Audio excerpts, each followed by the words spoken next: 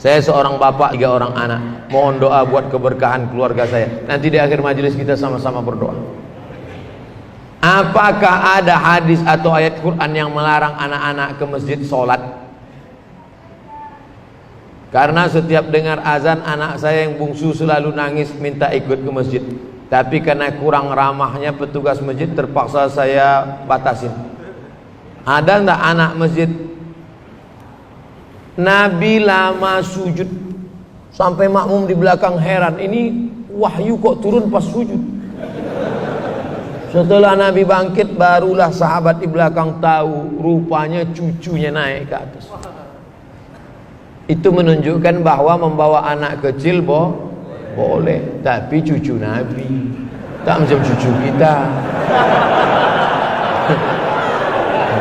Cucu Nabi itu tengoklah patuh, baik. Cucu awak macam hantu. Makanya ulama membagi anak kecil itu menjadi 3 level. Anak kecil itu menjadi 3 level. Pertama namanya sobi. Apa namanya? Sobi. Di atas sobi itu namanya mumayyiz. Di atas mumayyiz itu namanya amrod. Sobi 5 tahun, 4 tahun ke bawah. Ini tak bisa, karena dia tak bisa membedakan mana kawan, mana lawan, mana makanan, mana kotoran. Tak bisa. Inilah umur 5 tahun ke bawah ini. Kalau kita gini kan, kita pula diginikannya. Tak bisa. Dari umur 5 mumayyiz, umur 5 sampai agak-agak mau akil balik, 5 ke 10. Ini mumayyiz. Mumayyiz. Nah, nanti kalau ayah sholat diam ya nak ya, diam ya. Jangan ganggu dia. Itu bisa. Diam ya.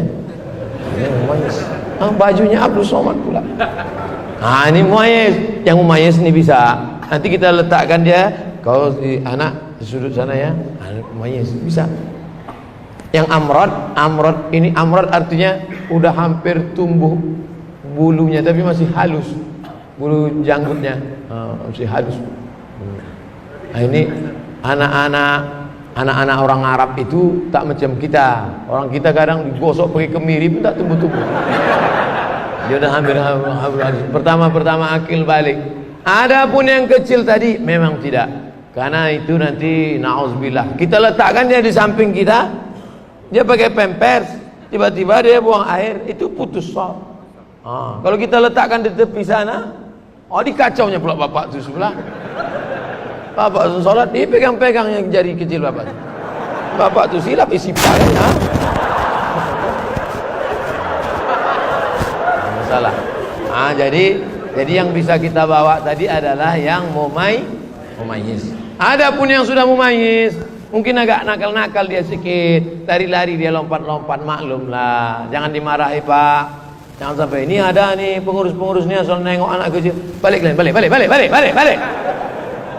Buat naik darah tinggi gua aja. Udahlah listrik naik, air mahal, ayah kalian tak mau nyumbang, anaknya pula libur. Padahal 20 tahun akan datang mereka nilai yang akan memakmurkan masjid. Kalau di masjid masih ada anak lari-lari, di masjid masih ada lompat-lompat, bersyukurlah 20 tahun akan datang masjid ini masih tetap banyak sholat berjamaah. Tapi kalau di masjid itu udah sunyi, tak ada anak-anak, isinya orang-orang tua yang udah diintai-intai malaikat maut aja. Sunyi masjid, waspadalah. Nauzubillah. Jangan bangga dengan masjid yang besar, karena di Cordova, di Alhambra, masjid besar-besar, tapi sekarang tidak ada sholat berjamaah. Jangan bangga dengan masjid yang besar. Masjid besar bangga, tapi isinya kita persiapkan untuk masa depan. Takbir. Pak Ustadz, saya seorang istri. Batasan-batasan bagaimana bersolek yang wajar bagi muslimah. Karena kalau saya bersolek, suami saya selalu tegur, jangan bersolek jahiliyah. Apa maksudnya Pak Ustadz? Misalnya wajah ibu pucat. Kalau silap-silap payah membedakan dia sama kuntilanak. Pucat misalnya habis sakit atau rumah sakit, lalu dipakainya bedak sesuai dengan warna kulit. Merubah yang tak normal jadi normal boleh, tapi yang sudah normal menjadi abnormal, itu Bibir udah biasa, dipakai sampai 2 inci. Bodak putih, muka putih, tangan hitam. Oleh sebab itu maka yang wajar-wajar saja.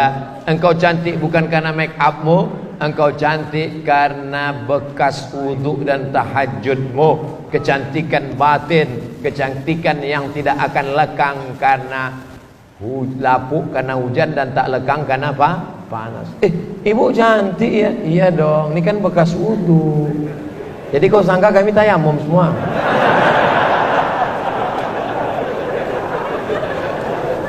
Jangan bersolek-solek jahiliyah, karena sebenarnya orang yang bersolek itu adalah dimainkan setan. Wala udillannahum, kusesatkan mereka, wala umanniyannahum, kubuat mereka berangan-angan, berhalusinasi, berimajinasi. Aku yang paling cantik, aku yang paling mancung, aku yang paling putih, aku yang paling, padahal orang nengok biasa aja.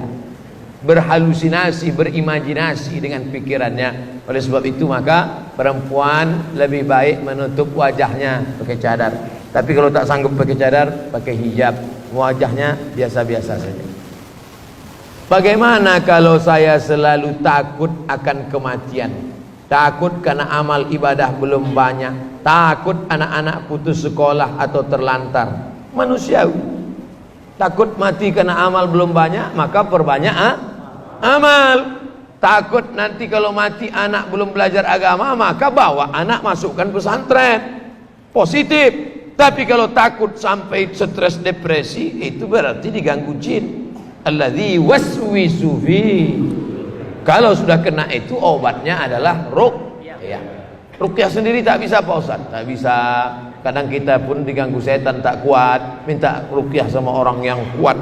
Datang ke ruqyah syariah, ustaz-ustaz kita yang imannya kuat, yang zahir batinnya kuat.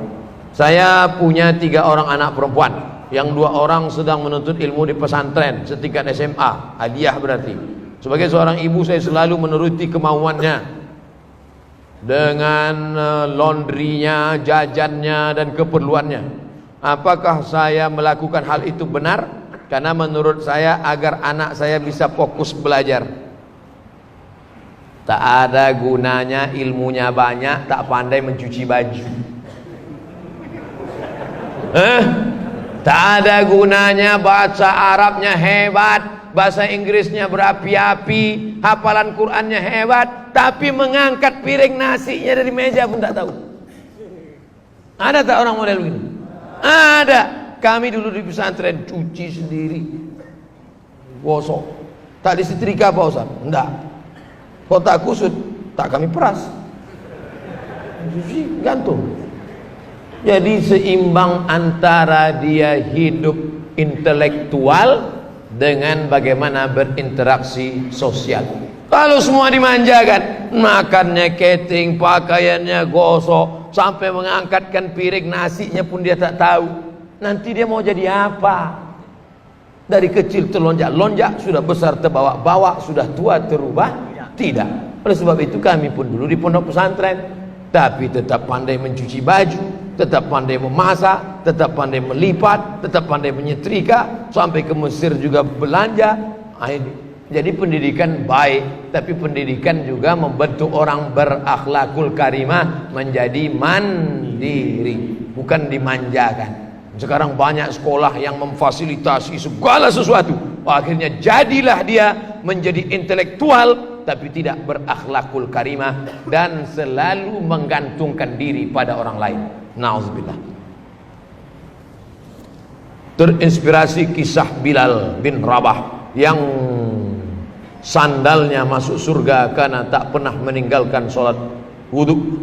Saya juga membuat amalan, yaitu membaca surat Yasin selesai maghrib di rumah dan dimanapun. Alhamdulillah sudah hampir 1 tahun berjalan, tak pernah tinggal. Apa dan bagaimana keadaan tetap saya lakukan?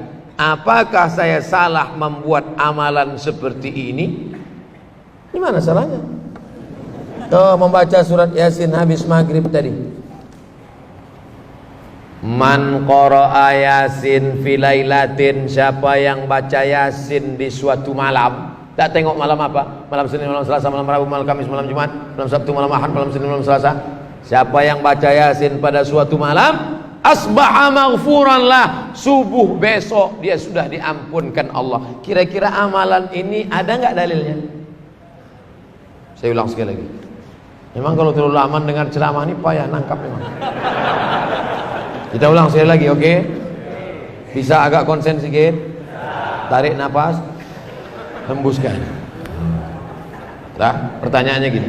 Saya selalu membaca Yasin selesai maghrib di rumah dan dimanapun berada. Sudah setahun tiap malam baca Yasin. Benarkah amalan saya? Kata dia. Sekarang saya jawab. Man qara'a Yasin fi lailatin, siapa yang baca Yasin pada suatu malam, asbaha maghfuran lah, besok subuh dosanya sudah diampunkan Allah. Apakah amalannya ini ada dalilnya? Bilanglah dari tadi. Amalanmu ada dalilnya. Mana dalilnya? Siapa yang baca Yasin pada suatu malam, baik itu setelah maghrib, setelah isya, tengah malam atau menjelang subuh, subuhnya sudah diampunkan Allah SWT. Hadisnya ini sahih apa tak sahih Pak Ustaz? Isnaduhu jayyid, sanadnya jayyid. Setahu kami hadis itu hasan. Di bawah hasan sahih, di bawah hadis sahih, di bawah sahih hasan, di bawah hasan dhaif, di bawah dhaif maudhu. Isnaduhu jayyid, sanadnya jayyid. Jayyid ini apa? Antara hasan dan sahih.